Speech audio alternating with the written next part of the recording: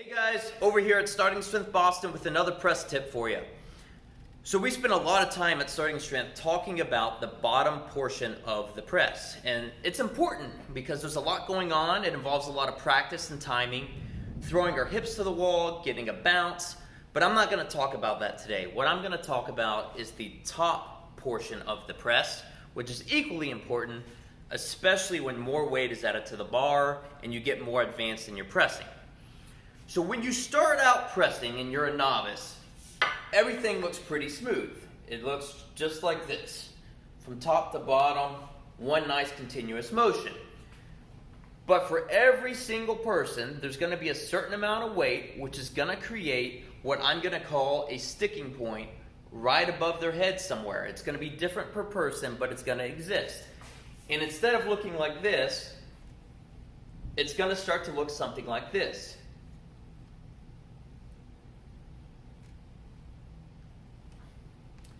And what you'll find is that a lot of people, for lack of a better term, get lazy under the bar. So at this point, they just get lazy and they succumb to the weight, they're struggling up against it, and it becomes this Herculean feat. Well, I'm going to give you a couple cues that I think is going to help fix this problem. So instead of succumbing to the weight here, you need to anticipate that sticking point and fight against it. So what I'm going to call it is pushing through your bounce. So don't just rely on the bounce to carry you all the way to lockout, but you're going to push through your bounce.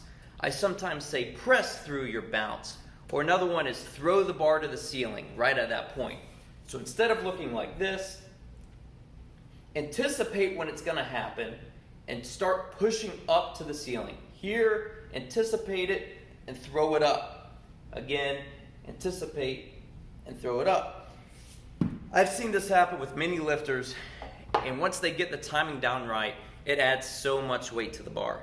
And it's very subtle, so you have to watch out for where that sticking point is. But let me demonstrate here if I can, that there is going to be a moment at which you will see that occurs somewhere above my head, and that's when I'm going to start pressing up into the ceiling.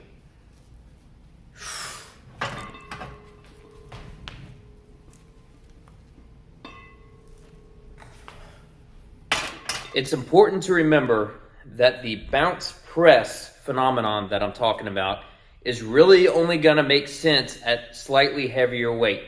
So don't expect the empty bar or even your first few warm-ups to work in this kind of way. So when the weight gets a little heavier, it'll make more sense to apply this. So remember, the cue that you can think of in your mind is a pressing through your bounce. Or if you need to break it up into two quick parts, I'll tell my clients, bounce, press. Remember to anticipate that moment above your head where it wants to bully you around and beat it before it beats you. Bounce, press. Try it out. I hope it helps. Let us know what you think.